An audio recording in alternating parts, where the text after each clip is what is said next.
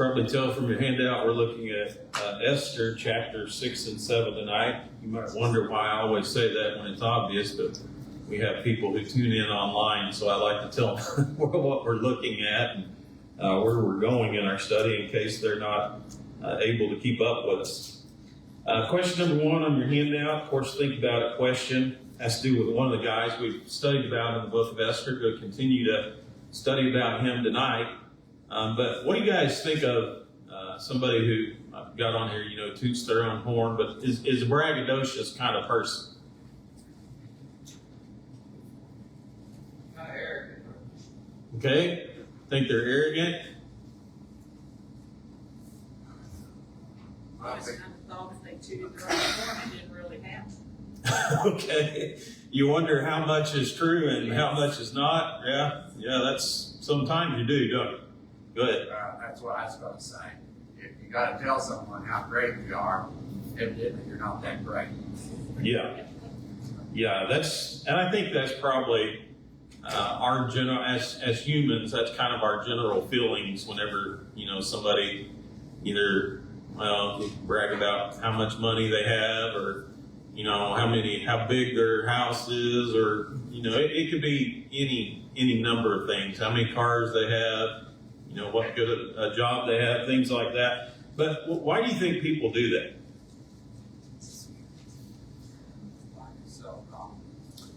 A lack of self-confidence. Okay, that could be. It helps hide other things in their life.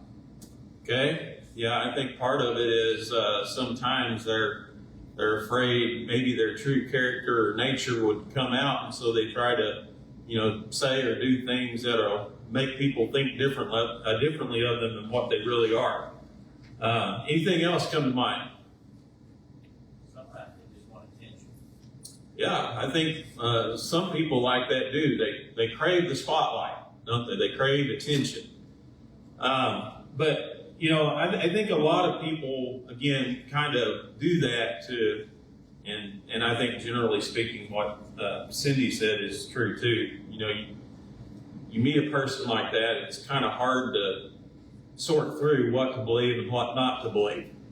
And I think they want to appear maybe more than what they are in the eyes of people. And when you read about through the book of Esther, there was a guy who fits that description. Can you guess who it was? Yeah, Haman, right? And when you go back into chapter 5, I just want to bring this up again because we didn't really spend a lot of time on it last week when we looked at it. But in chapter 5, you read there in verse 10, he sends and he calls for his friends and for his wife. And then verse 11, it says, Then Haman told of his great riches, the multitude of his children, everything in which the king had promoted him, and how he had advanced him above the officials and servants of the king. Moreover, Haman said, besides, Queen Esther invited no one but me to come in with the king to the banquet that she prepared tomorrow, and I am again invited by her along with the king. The fact that he calls all of his family and all of his friends and his wife together, and he talks about, man, I got a lot of money, and look at my children, look at all these great children that I have, and I've been promoted. Yeah, I've been promoted above every servant and every official in the kingdom of Persia. And then he says, tomorrow I've got a dinner date with the king and the queen themselves. Nobody else is invited. Just me and the king and the queen. But he was a guy, and a lot of people are like that in the world today. He's a guy who wanted to put on this outward appearance that he was really somebody, wasn't he? That he was really an important person when it came to the standards of this world. And that's not uncommon. But frankly, when I run into those type of people, they really irritate me. And sometimes I just want to go over in the corner and gag myself and throw up after I talk to them. But that's the type of guy that Haman was. So let's talk about chapter 6 here. And that comes into play in this story because it plays an important role in really the destiny of Haman and also in what happens to the Jew that we're reading about here by the name of Mordecai. So, question number 2, you read about King Xerxes here, can't sleep, right? So what does he do when he can't sleep at night in this particular instance? Anybody have insomnia here? Know what insomnia is? Yes. Okay. I saw some faces out there like, what? How do you do it? You had a servant read to him. Okay. That's how he dealt with it. And think about it from this way too. I mean, there's different ways that you can deal with it. Generally, what works best for me is try to find the most boring thing that you can do, and hopefully you fall asleep. And you think about the king. What are some things that he could have done to deal with insomnia? Well, I mean, he could have called somebody up from his harem and dealt with them that way. He could have called a musician in, could have called a singer in, could have called a jester, a court jester in. But it's kind of unique here that what he chose was for somebody to come in and to read to him from the Chronicles of the Kings. Now, what are the Chronicles of the Kings? History. Yeah, they're the history of the kings of Persia that he's having read to him here. And they're important events and things that have happened and things that they've done, things that have happened to them, things that they have done, accomplishments. We might even say that they've been able to do while they were within office. If I was thinking about what's something that would put me to sleep, that probably the Chronicles of the Kings would probably come in pretty handy, I would think. But I don't know that he was necessarily trying to, or having this read to him to try to put him to sleep, because we've already talked about what kind of guy he was, right? Which king was he having read about?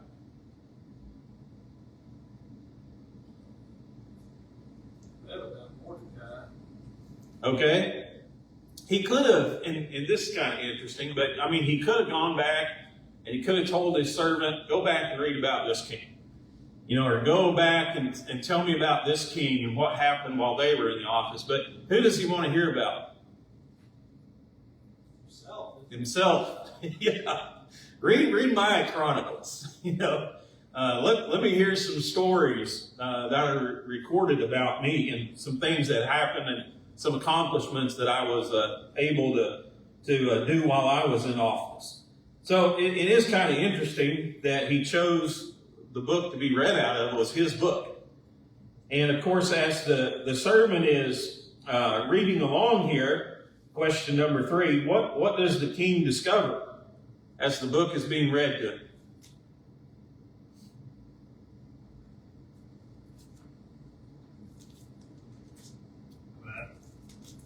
The people that was planned to get him unearthed. Yeah. So the story that the servant, I don't know if he picked the page or he picked the story, but the story that the servant reads to him is the story of Mordecai and how Mordecai had basically revealed an assassination attempt against the king. Now remember that if you turn back to chapter 2, turn back there real quickly, because this is actually documented in chapter 2. I told you when we were there to kind of try to remember that. I doubt that you were able to, but if you were, that's good. But I do want to bring it back up because it's an important part of this story. But if you go back to chapter 2 and start there in about verse 21, it says, in those days while Mordecai sat within the king's gate, 2 of the king's eunuchs, I'm not going to try to pronounce their names, doorkeepers, became furious and sought to lay hands on King Ahasuerus. So the matter became known to Mordecai, who told Queen Esther, and Esther informed the king in Mordecai's name. And when an inquiry was made into the matter, it was confirmed, and both were hanged on a gallows, and it was written in the book of the Chronicles in the presence of the king. Now, this is one of those head scratchers to me, because it clearly says that when Esther comes and reveals the plot, that she specifically mentions Mordecai's name. And Mordecai's name is etched down in the Chronicles of the King. He's given the credit for having revealed this assassination attempt that thwarted it, basically, that was being planned against the king. But as you read through here, it evidently, was the king familiar with Mordecai? No, because what question does he ask? What honor has been done for what Mordecai done? Yeah, so it seems like to me, that if this guy, you knew this guy was out here and he was responsible for saving your life, it seems like me that you would have taken some steps to give him something honorable, wouldn't it? I mean, wouldn't that make sense? And so he's reading along here, and he mentions the name Mordecai, and he said, well, what did we do for that guy? What did he get out of this for helping me out? And what was the answer?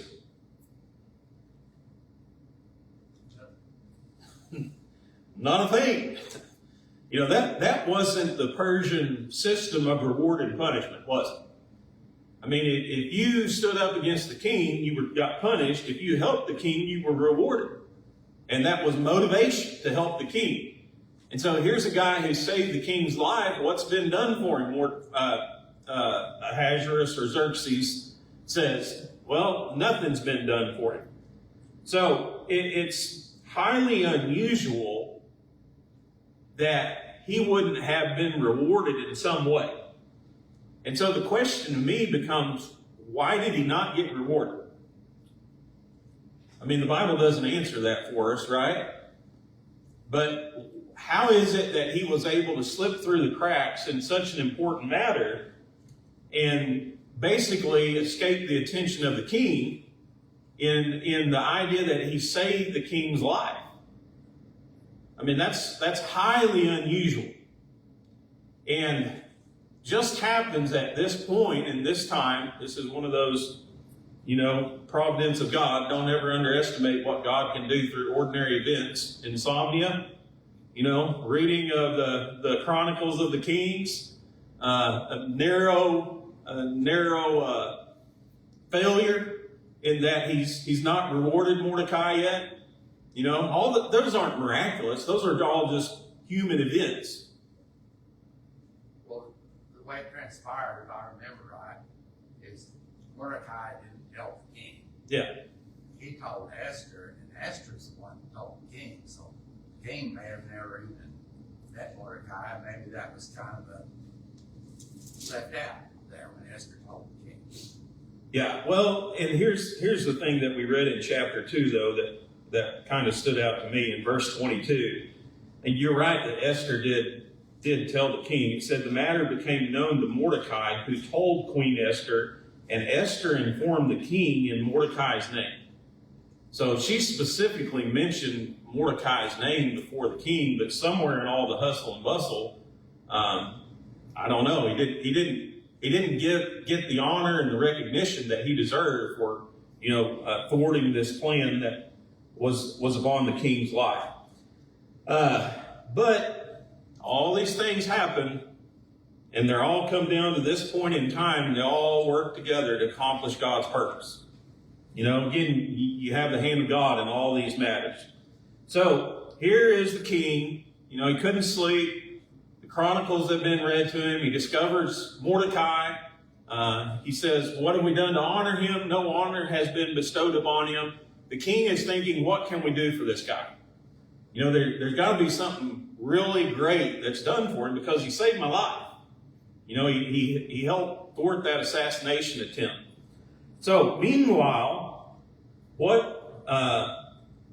Haman walks into the outer court of the king. Now, keep in mind, this has to be pretty early in the morning, doesn't it?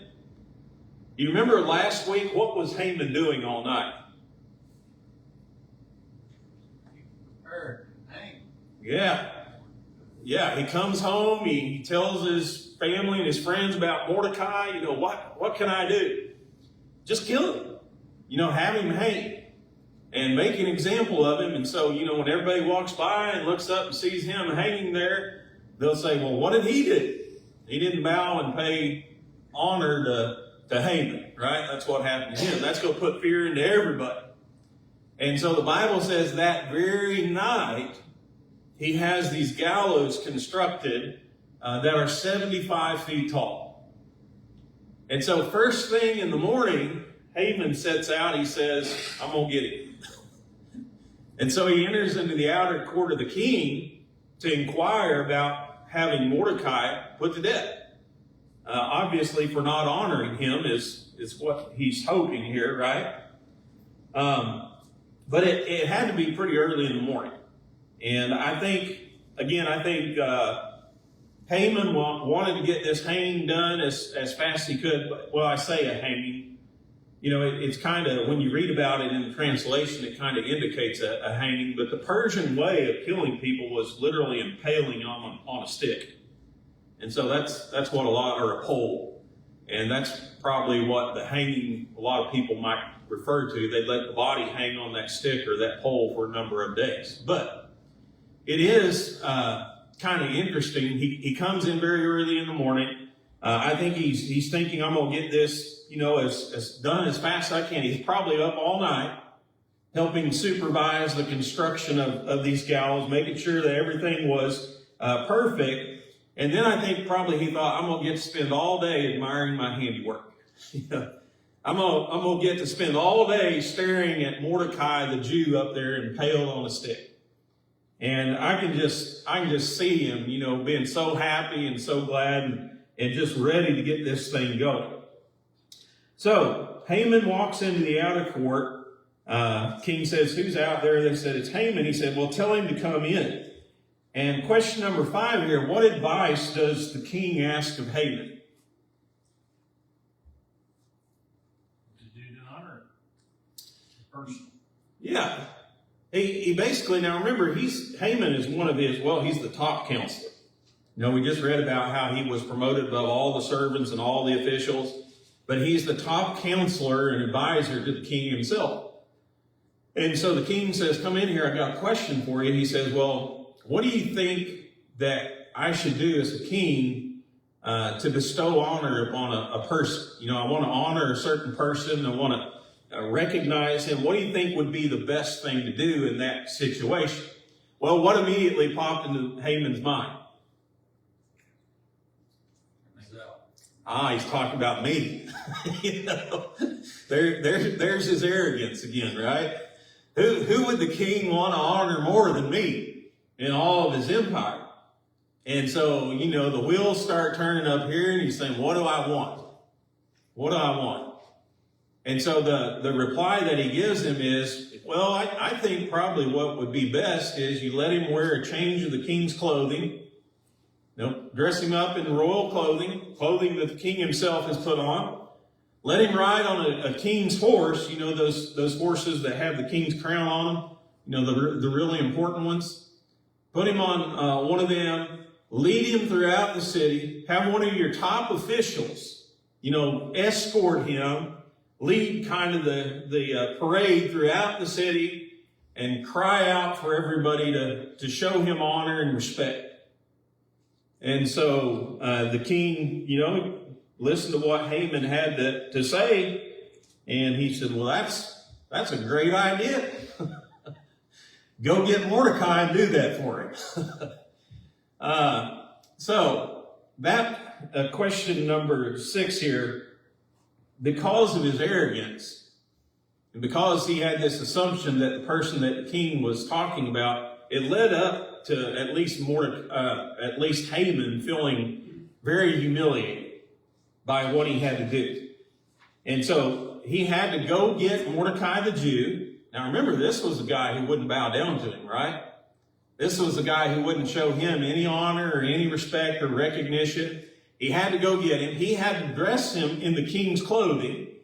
He had to go get the king's horse out of the stable. He had to put Mordecai on that horse. And he had to lead him through the city, and he had to yell out to everybody, show honor and respect for this great person. So, that literally just made Haman sick. I mean, it killed him to have to do that, didn't it? And so what ends up happening? How does he feel about this? Question number 7. What does he do?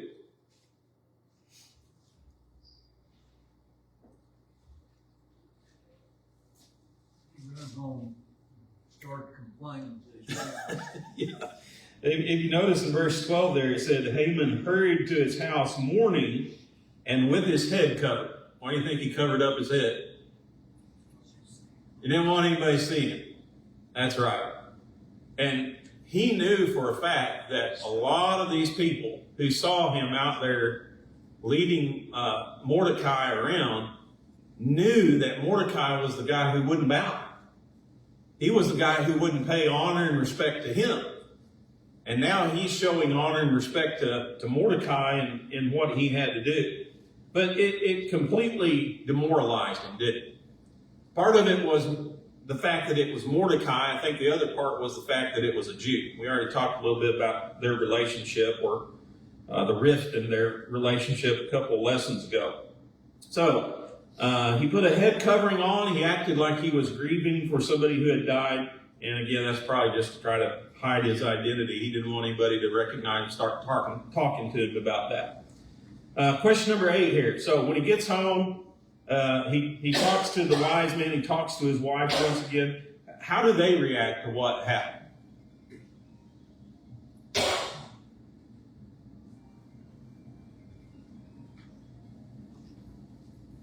They thought it would wouldn't prevail.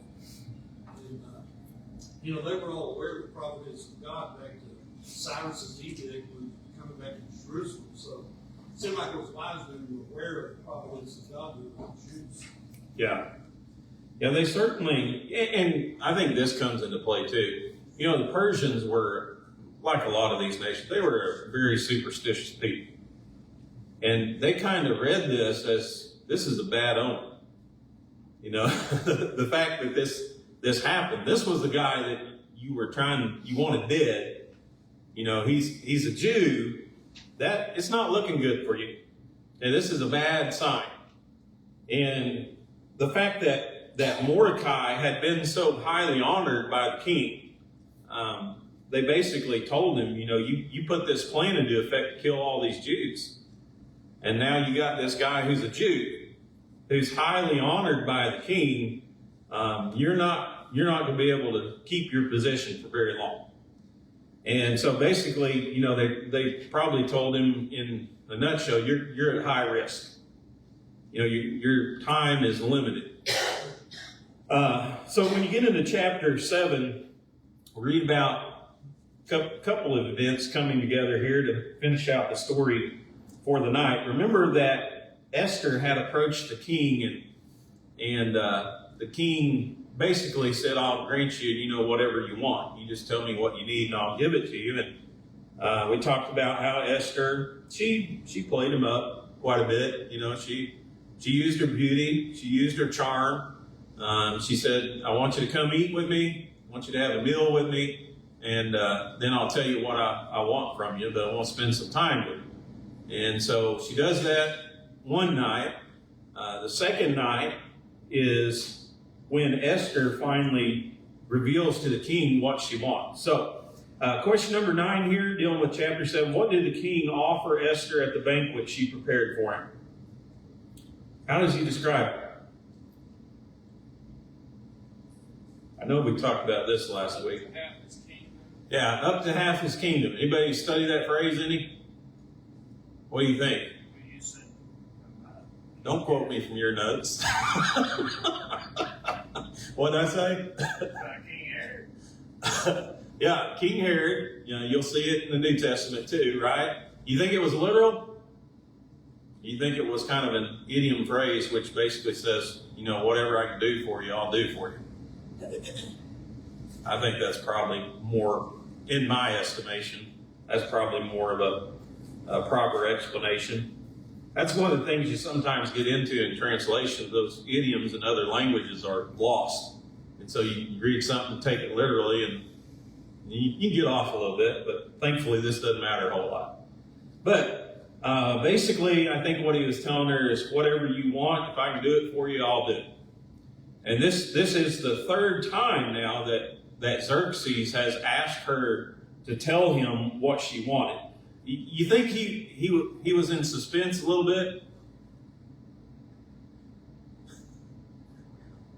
I don't know. I imagine he was probably thinking, what in the world does she want? You know, what's so important that we have to go through all of this for her to ask me what she wanted? But also remember this, she had literally risked her life to ask for it, hadn't she? And so he had to be thinking, this has got to be something pretty important. But I imagine the suspense was killing him probably about as much as Esther, and having to hold back from asking the question. So, question number 10 here, how does the queen present her request to Xerxes?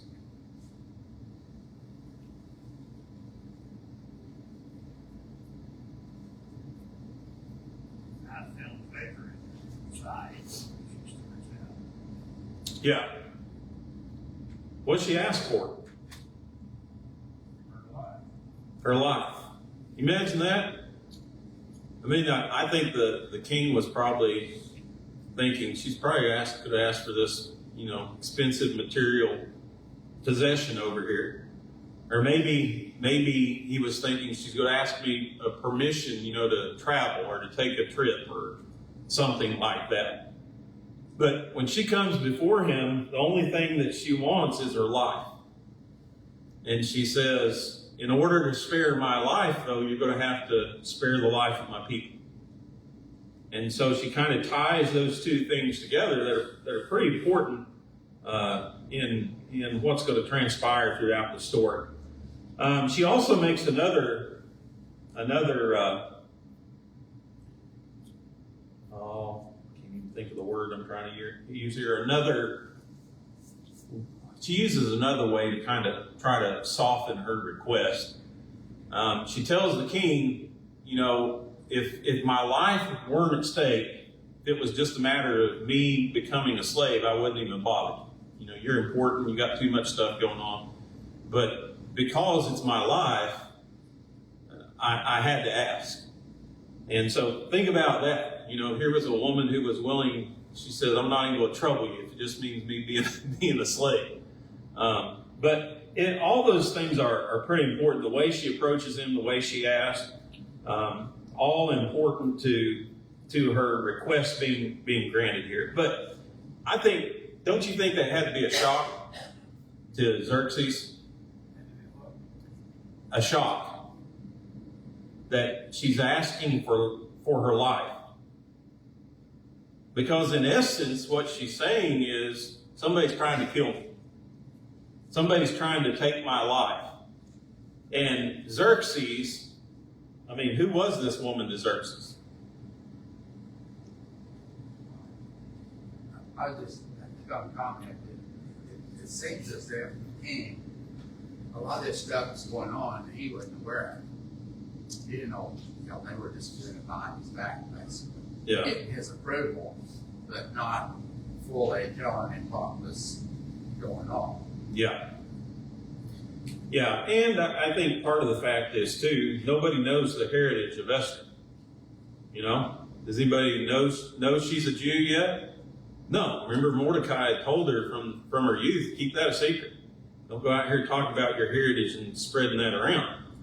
But I think Xerxes, again, this is the arrogant king standpoint. But how did Xerxes view his women?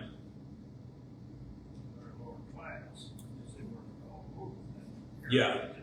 Well, he definitely viewed them as lower class, but they were his. So if you're trying to kill Esther, what are you trying to kill? Well, you're attacking the king, right? Because you're trying to take something that belongs to him. So who in the world would try to kill my wife? The king's wife. Who would have the courage to try to accomplish something like that? But ends up revealing that, or Esther ends up revealing that Haman was the person behind this plot. And question number 12 here, what does the king do whenever he discovers the truth about Haman? Yeah. The Bible says he jumps to his feet in a rage. He rushes out to the palace garden. And I have no doubt, it probably had to come as a shock to him. Because, like Daryl said, it's pretty obvious when you read the account, he wasn't fully aware of all the things that were happening. This was a guy who he trusted, Haman, made him his top advisor and counselor. Should have asked a lot more questions, but he just trusted that this guy was looking out for his best interest. Haman wasn't. He was looking out for himself. That's what he was all about. But that probably had to be a shock to him, and also had to be a shock because he'd signed off on it. Right? He'd had the king's ring and seal was used on that royal decree that was sent throughout the kingdom. And wasn't it the law or the custom that when a king decreed something, it couldn't be withdrawn? Law of the Medes and Persians. Yeah. And we'll get it. I mean, we'll get into that a little bit later, but yeah, that had to be going through his mind too, didn't it? I mean, the fact that he'd signed off on this decree, the Jews could be killed at a certain day. Anybody who was Jewish could be attacked and killed. You can take their stuff.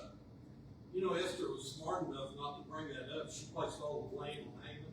Yeah. She didn't put any responsibility back on the king. Yeah, that was pretty wise, wasn't it? She didn't blame the king for what happened. She blamed Haman. And, really, he was a lot to blame. I mean, he did do it in a very deceptive way, went about to try to accomplish that. But I think, you read about question 13, his reaction, whenever Esther talks about, Haman could read the writing on the wall. This wasn't good for him, right? King's mad, he's furious. He's just made a decree that would allow somebody to kill his wife without any consequences. And so he knows he's not in a good situation. The only hope that he has is to plead with Esther to spare his life. And so a couple of things happen that kind of seal Haman's fate here. The king leaves the room, leaves Haman, and remember those were the only other two people in this dinner, leaves Haman and Esther in the room together. Royalty often reclined on a couch. That wasn't uncommon. Esther's reclining on her royal couch. Haman runs over, throws himself at her feet, begs for mercy. Well, a couple of no-nos here. First of all, Persian law, no one could approach any member of the king's, for lack of a better term, harem alone. You couldn't approach any of the king's women by yourself. Okay, if you approached any of the king's women, you had to have another person with you. Well, Haman's here by himself. He's approached the wife of the king. The other thing is this, even if you were in the presence of the king's women with another person, you were not supposed to be any closer than 7 steps, Persian law. You were closer than 7 steps, you'd be put to death. So the king walks in from the garden, here's Haman, and he's laying all over the queen. And so he says, he's trying to force herself on her. That's it. He's dead. And that was basically the sealing of his fate. There is some important information, though, that's offered by one of the king's eunuchs at this time. What's that? Tell them about that. Yeah, he said, hey, I know a place where you can put him to death. He just built this gallows over here. And he also revealed another important part. He said he was going to kill Mordecai on those gallows that he built over there. So you can imagine the fury that was added to the king, this guy that saved his life, and he just honored, he was going to put him to death. And ended up, of course, Haman himself got killed on those gallows that he built to put Mordecai to death. Those are the ironic circumstances there in question 17. So, chapter 6, chapter 7, anybody got any thoughts, comments? Anything before we end? Probably showed a little wisdom on the king's part when he learned all this. His first reaction was to walk away and give, I call it take a minute, get right there, Yeah. take a breather, sort of gather your thoughts instead of just saying, That's usually a good practice when you're angry, isn't it? But yeah, he did. Well, I don't know. I don't know what his main purpose was. Maybe he was trying to think of the worst thing that he could do to him. But yeah, that is generally true. You know, when you're mad, you walk away from a situation. That is the best thing that you can do at the present time. Anybody else?